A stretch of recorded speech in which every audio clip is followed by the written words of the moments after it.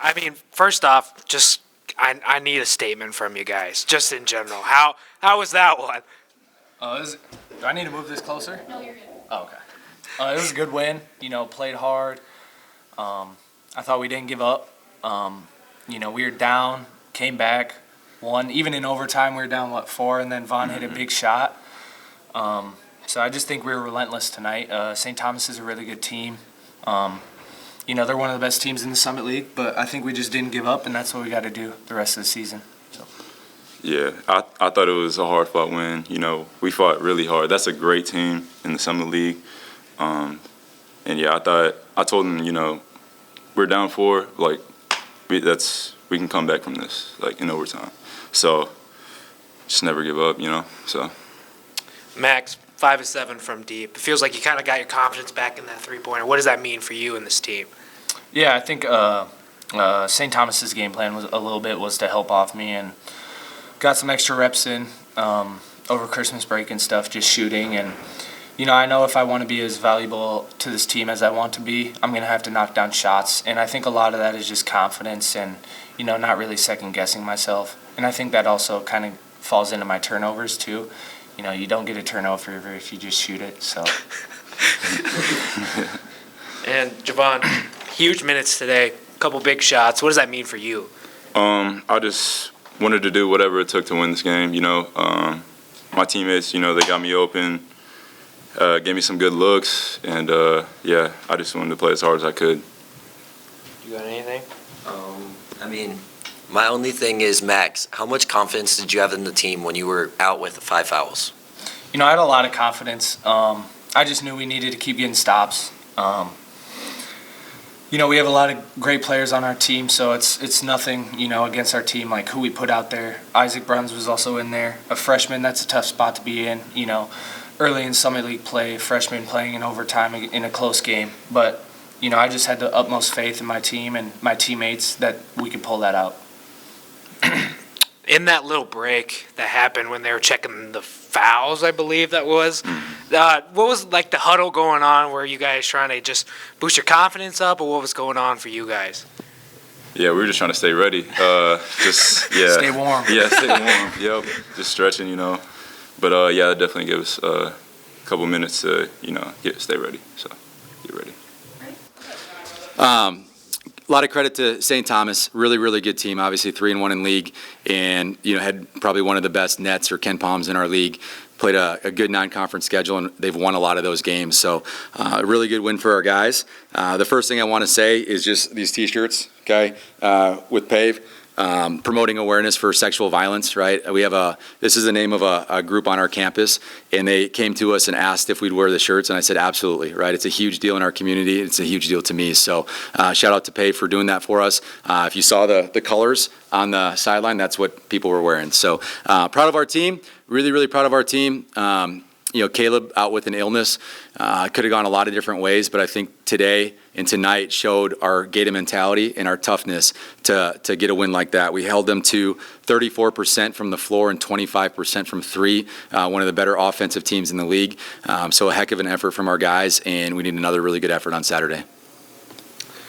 All right, well, I had questions, and now as soon as you started talking, I forgot. You want me to talk less? No, I don't think that. I don't think Mercedes would like that. Well, I guess we'll just start with Javon Hill. Huge minutes tonight. What can you say about his play? Yeah, Javon, when he first came here, he was about 6'9" and about 160 pounds. And I saw him at an AAU tournament in Indianapolis. And here's the good story about this thing. Okay, they're playing a Utah team. They're playing the Utah Mountain Stars, and he's playing for a Texas team. And it's my first weekend out recruiting, and who comes and sits right by me? Craig Smith. And he's watching the Utah team, and he's like, "Who are you here watching?" And I was like, "I'm watching the Utah team too," because I'm trying to not tell anybody about Vaughn. And Vaughn has 6 threes in the first half, and he's not in the book because he's an available kid. So Craig is literally just paging through this thing, and I'm not saying anything. I can tell. Usually I'm the guy he texts and says, "Who is this kid?" And he didn't have that because I was sitting next to him, and he didn't want to ask me. And I just said, I don't know. He comes out, and he hits a pull-up 3 from 25 feet to start the half, And he looks at me and he goes, "You're recruiting that kid, aren't you?" And I'm like, "Yep." And I think by Tuesday, Vaughn had committed. And my thing with Vaughn is, and I don't say this like lightly because Stanley was a really good player, but Stanley Amude was another kid that I found in Texas that nobody was recruiting. And I just couldn't believe it. Like, I just thought I was missing something. And obviously he's playing for the Pistons now, and he's had a really good career at South Dakota. And I had the same feeling. They're different players, but I had the same feeling when I watched Vaughn. I'm just like, how are people not recruiting this player? And Vaughn's been really patient. He redshirted last year. He's had to earn it this year, where he hasn't got a lot of minutes lately. But I should say most of the year, but lately he has, because he's earned it at practice, right? And that's how you get on the floor. It's not like we just hand it to you. Every day you show up and you compete, and that's how you earn minutes. And everybody believes in Vaughn. Like the play we called for him at the end, that was a set play called for Javon to make that shot, right? It wasn't like the play broke down. Everybody believes in him. We called the play, made the shot, right? So I just see him getting better and better. Maybe there would be some setbacks with him just because he's still young, but everybody believes in him, and he's 6'10", and he can really, really shoot it. Well, Coach, you had some issues with the refs tonight, some foul trouble. How'd you keep the morale of the team positive? How'd you keep them going, even though they were faced with maybe not the best reffing team? Yeah, we have really good officials in the Summit League, really good. And that's my first technical not in my career, because I coached junior college for a little bit. And some of those guys on the road were pretty interesting. But sometimes you got to do it just to motivate your team, right? If they're complaining about something, sometimes you just do it, and it just sparks your team. And maybe it didn't in the first half. It cost us a point, but it definitely got us ready at halftime to come out and play a gated mentality basketball game.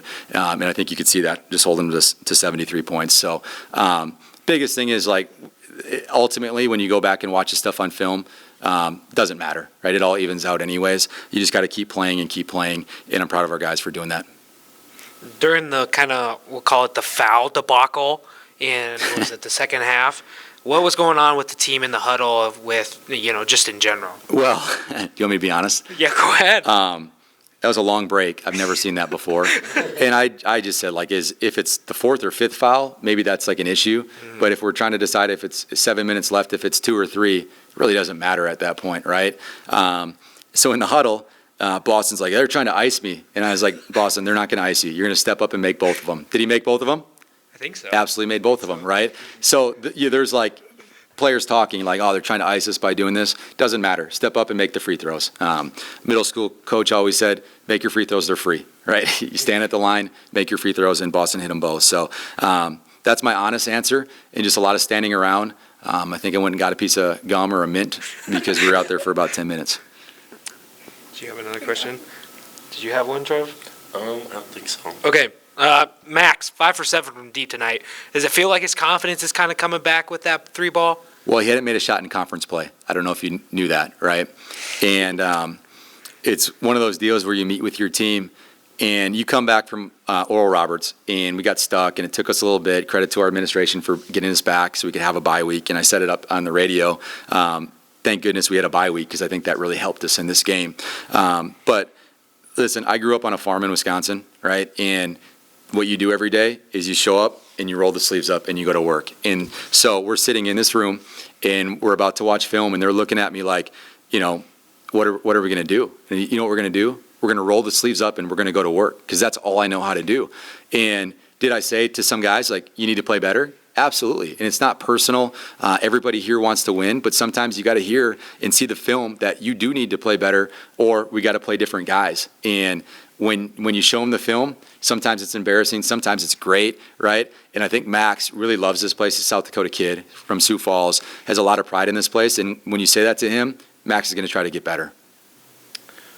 If you guys don't have any more questions, I have one more. Okay. State week on Saturday. Yeah. Just in general, how you feeling? Yeah, better after a win, right? We know anytime we play these guys, it's going to be a battle, right?